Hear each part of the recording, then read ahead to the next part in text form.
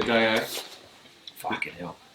Yeah, I was saying to the boys today, hey, that's probably three years trying to get a Tahr hunting. Yeah. And then to come out, have a day like today. Yeah. You know, you wouldn't read about it. No, and it's hard, man. You know, you're running your own business and that, and trying to find that time to get away. Make the time. You've got to make the time to get away. Yeah. And then get into it. And then you come down and we flew out, and it's like pissing down with rain. Right? And you packed all your gear, and you're like, yeah, we've got good gear, but I still don't. I don't want to go hunting for 3 days. Yeah, one little window, it's pissing down with rain. Pissing down with rain. You spend all the time booking it, and then we landed in Christchurch, and I just couldn't believe it. 18 degrees, not a cloud. Cool. I'm sunburned now. Yeah. Not a cloud in the sky, and then we get out here. It was much the same today, wasn't it? Yeah. It was absolutely ripper, even from the start of this morning, you know. Like, perfect weather, a little bit windy, but, you know. Cold. Yeah. But clear, you know, and so you know you're going to have a good day like that, eh? Oh, yeah. 100%. But I think that's what I think is really important nowadays, you know, and for Warfighter is, you know, by end users for end users. Yeah. And that's what I like about, you know, Hardy as well is, you know, you guys are actually shooters making guns for shooters. You know, I just think there's something a little more authentic to that, you know, like actual end users. And then you get to come out in the hills and see the results, you know, like of a gun that's actually made by real shooters, for shooters. Yeah, you know? Yeah, and it's the same, you know, you wearing your gear, thanks again, mate. No, and it's like so often as you grow up and you buy the gear that you can afford or you want or whatever, or that your mates have got, and you're up and you're doing stuff like this and you're going up like it's steep out there, man. You know, it's steep and you bust your ass and there's Spaniards and everything that just wants to stop you from having a good time.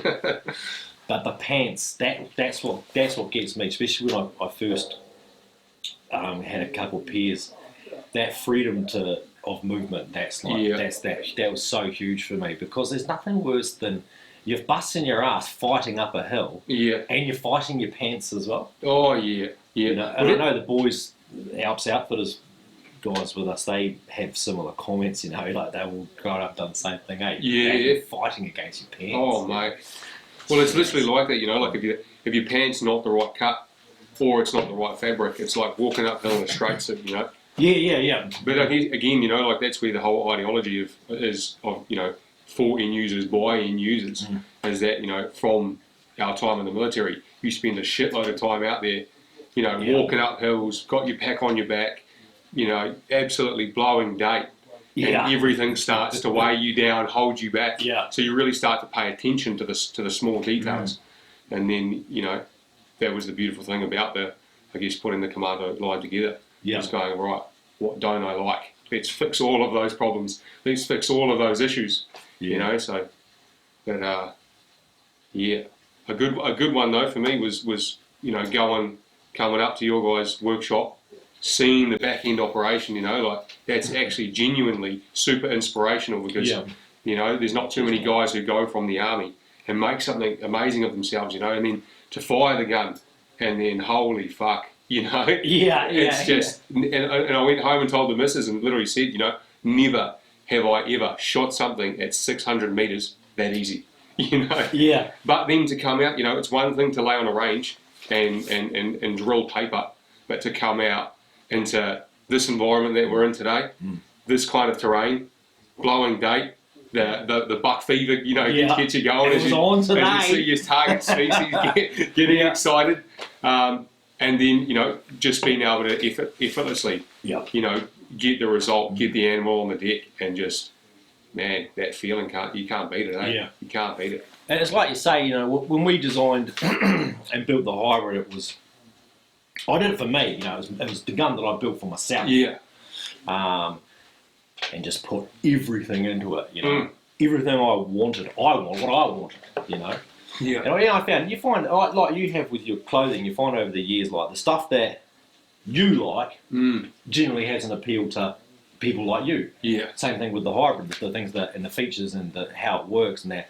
I like it. Yeah. And so other people too. So, built the gun for me, and we've had a lot of people that spend a bit of time on the range. Come up and you get some big smiles. Yeah. Because it makes life easy. That gun makes it easy. Yeah. Like so much easier. Yeah. I think the takeaway for me, is if you look at this hunt here and the experience that we've got here, it's a once in a lifetime opportunity, and you come out to a place this special, and then you get that one opportunity to capture that target species, to get that animal that you're looking to get. And if you don't have the right kit for the job and you miss the shot, that could be it, and that opportunity's now gone. You may not have that ever again. So to be able to come out and just with absolute confidence, just be able to get the job done, it's awesome.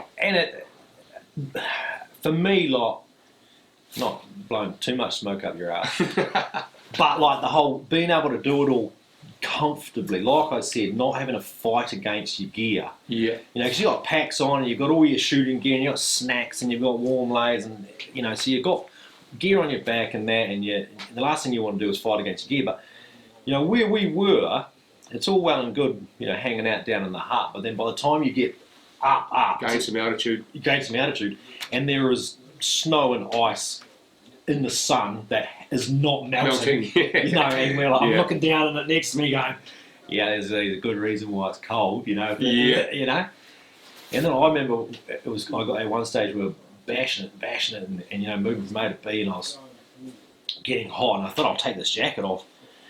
And even though this is, primarily your windbreaker, I just could not believe it. I like shit myself. No, go back on. Yeah. It's not a big thick. It's just it's not a big thick warm layer, but efficient.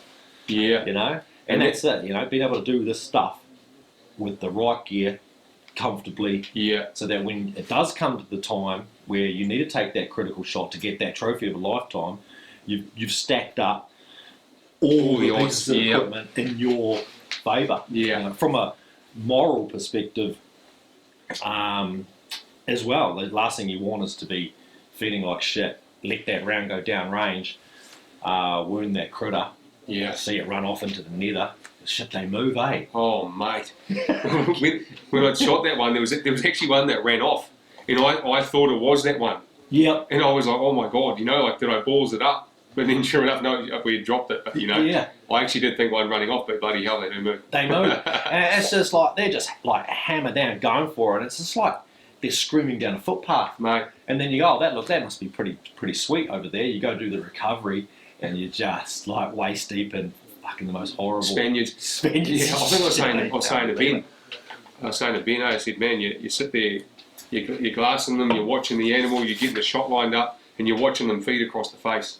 And then you drop it, and then when you get over there and you actually realise how intense the terrain is, it's an impressive species, impressive animal. Yeah, remarkable animal. We're very fortunate to have this opportunity in this country, and then, like you say, a couple of us, ex-bloody military folk, get together and come up with some ridiculous ideas to design some cool shit and bash it together and go for a hunt. It's bloody neat. Well, this is it, eh? This is what it's all about. Yeah, it's bloody remarkable. Here's a question for you.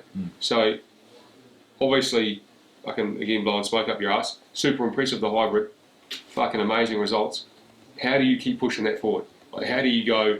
How do you improve that? How do you tweak that? What's the Yeah, hang on, mate. It sounds like dinner might be boiling over a wee bit. I'll just turn that down and speak to that as I go. But I mean, like for us, the whole innovation side of the house is one of those things where we live it. That's what we live. Yeah. Much like yourself. It's everything we do is just constant evolution. So evolution, not revolution. Yeah. Now that's where it's at. Yeah. So it's an amazing bit of gear. Stoked, it's really going well, but little tweak here, little tweak there, smooth this out, a little bit more of this there, So we're always constantly pushing it forward and gaining experience from that for what will be the next piece of equipment, Yeah. or generation of hybrid that we produce. So it's that, for me, that's just something that's in my blood. You know, it's something that I'm really, really passionate about innovation. I love innovation. Yeah. I love pushing people to be innovative and put themselves out there and Yeah. you know, come up with something ridiculous and then give it a red hot go. Yeah. No, And that's why I think me and you get along so well, mate, because you know your mantra and your core values, we are very aligned like that. Yeah. No, I feel the same, mate. And like our company motto is pursue excellence. Like I like to remind people in our audience, you know, the pursuit of excellence, it's not this small moment in time. It's a lifelong journey. It's a forever thing. Yeah.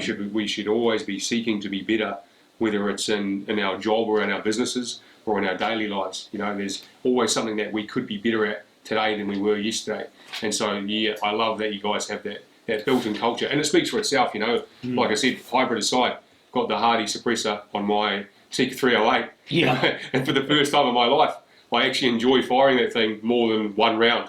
You know, you know, went out and did a little bit of PRS stuff. And I didn't think about it all day.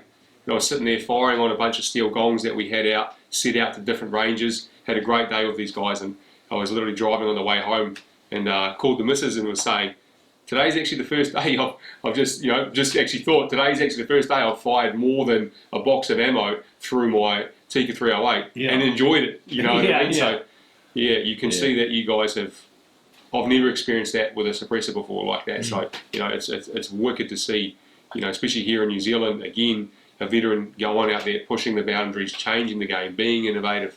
It's inspiring, man. Yeah. No, good, mate. No, I appreciate it. So what's next for you? Yeah. So if you can divulge. No, we can divulge. Yeah. Now, next for me is so with Warfighter, it's all about clothing systems, and so I want to complete and round out our commando clothing system, and so we're working on the fleece and the insulation layer. But again, like you said, it's evolution, not revolution. And another one that I like to throw out there is, you know, we innovate, we don't replicate, and so we're just taking our time on these bits of kit, already getting some demand for it, but really wanted to take our time and go, okay, cool, what's out there? How do we go above and beyond to really wow people? And again, as end users, what are the experiences that I've had that haven't been great, you know, and how do we provide solutions to those problems? So that's kind of us in the next little bit. And then, as always, already we've got, probably like yourself, you know, we've got Mark II on the way. So I already live in, you know, again, I'm just obsessed with living that pursuit of excellence. So for us now, we're already looking at how do we upgrade what we've already done? What's the feedback coming in? How do we listen to our customers? And how do we, you know, have that servant mentality and go, okay, these are the feedback points that we've got coming in. Again, being end users, what are we seeing? And then again, going, how do we take what we've already done to that next level? So that's, like yourself, it's just that continuous cycle of improvement. Yeah, and that's so important. We've spoken about it quite a bit through this massive day of busting our ass. And, you know, taking that feedback and saying, you know, and looking at it and going, all right, well, this is a trend.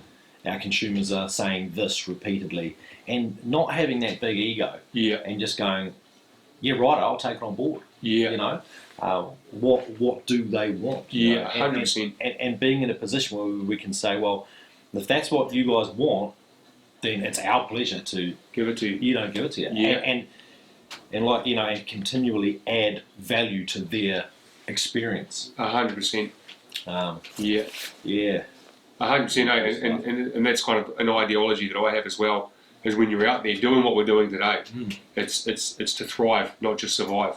Because anybody can come out here with average kit, you know, whether it be their hardware, their firearm, or whether it be their clothing, and anyone can come out here and survive and get through, but it's, did you come out here and did you thrive in the hills? Did you have a great time? Did you get a great shot on an animal? So again, we're paying service to that humane piece, and then, you know, you come home really happy with your experience. Yeah, it's a tough one, because, you know, so many people go through life going, well, that seems like a good cheap option.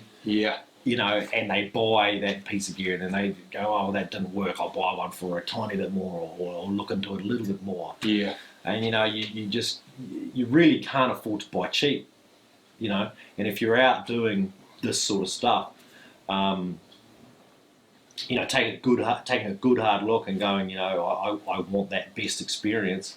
Doing the research into your gear 100%. and understanding that there is so much that goes into the Warfighter stuff and other, you know, brands to a lesser extent. There's some good brands out there. There are some good brands out there doing some good stuff. But that's definitely it, you know. And it's a younger version, you know, a younger version of Fitzy. You know, he's done that. He's gone out and he's bought the cheap version. Yeah. And then it's broken or it's not performed how I've needed it to, and then I've gone and had to buy again. So, you know, you buy once, you buy right, and you go out there and you get the job done.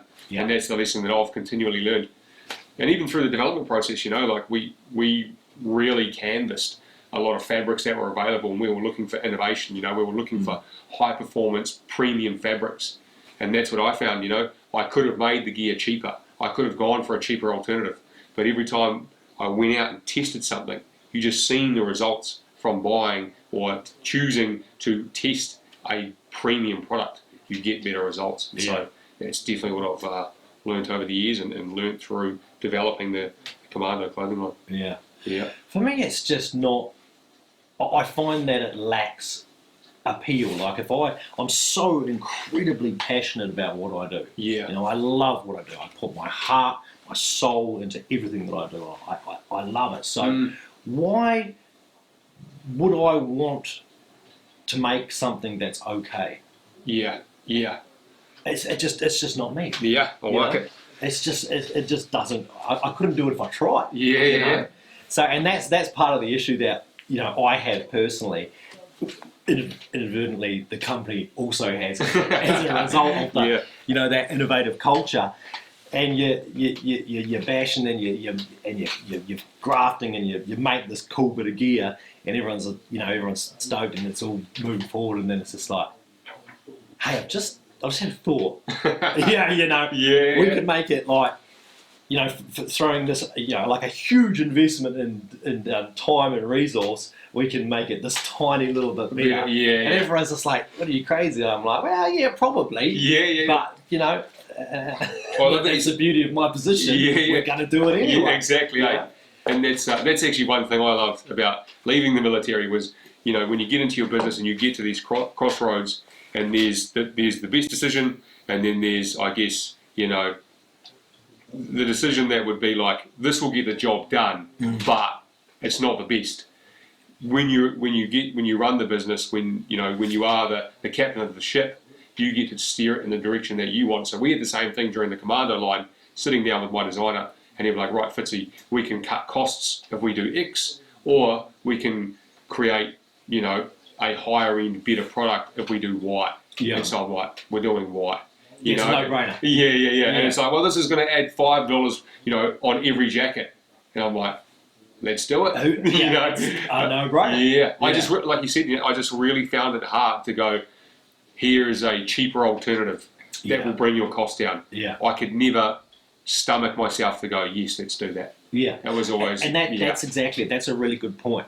So when you look at it, because we are primarily... Well, the primary end user, like as me for my gear, you for your gear. You know, when it comes to making a decision around something for an extra $5 in your instance, however many dollars in another instance, is this the right decision by my stakeholders? Is this adding the best value for my clients? Is this adding the best experience for me as the end user? Is this the best decision for the company? Is this going to be the best thing for the company's reputation and you know and all that? And you know, when you start looking at things from that perspective, it's very, very simple to make that style of decision where there is literally, like our tagline, there's just no compromise. I actually love your tagline, and I'm upset because if you didn't have it, I would steal it. It's a hard case, because when I'm talking like this with other people, and they're telling me about their brand and they're building this, and I'm like, man, I've got such a cool tagline. Oh no, actually I don't. That's our tagline. Yeah. But it hits the nail on the head, hey? It just is so simple. 2 words: no compromise. Yeah. It's not. It's as simple as that. It's a value that we live by. It's our rules. Yeah. You know. Yeah. It's all of our rules, vision, purpose, values, just stuffed into one simple thing. 2 words. You know. Yeah. And that's it. And it's ingrained so deep within us now that we can be doing something. One of the lads is doing something, or someone's talking about this or that, and they start asking, you know, because we give our engineers in particular a lot of freedom. Like we want them to, when they come across a challenge, it's their role, their job is to come up with a solution before they would go and seek any advice. Yeah. So they come up with a solution. That they have to do that. They have to come up with a solution, and then they have to go, this is the challenge I've got. This is the solution that I've come up with. Yeah, so love they can't come to you empty-handed. Yeah. And you can see them going through this thought process, and they sort of come up with these different ideas, and then they're like, no, that's compromising. That's scrapped. Yeah, I love it. This is the way we do it here. Yeah. And It must be just rewarding sit back. for them, Yeah, eh? it is. Yeah, it's an incredible thing that we've built and we've ingrained into our guys. Yeah. So no, it's good stuff. Yeah, there was an awesome feedback point working with our designer. So our designer, you know, he worked for a massive trading company called Lee & Fung, and when he was there, he worked for big brands, you know, like Under Armour, Oakley, Porsche, Champion, Tommy Hilfiger, and he made good technical apparel. But he was always constrained by budgets. Yeah. You know, and so it was like, right, cool, we want to make this jacket for our snow line. This is your limitations. Where with me, I was like, I want to make the best jacket. Yeah. And this is the concept of the jacket. These are the design features. This is the use case for it. Go. And then he comes back to me and he gives me a smorgasbord of options, but it's a smorgasbord of the best options. Yeah. And he came back and said, you know, it was really fun and really liberating for him as a designer to have no limitations on what he can make due to costs and restraints, you know. And again, it's the pursuit of excellence, you know. Like, why bring some second tier product to market when you can bring the best product to market? Yeah.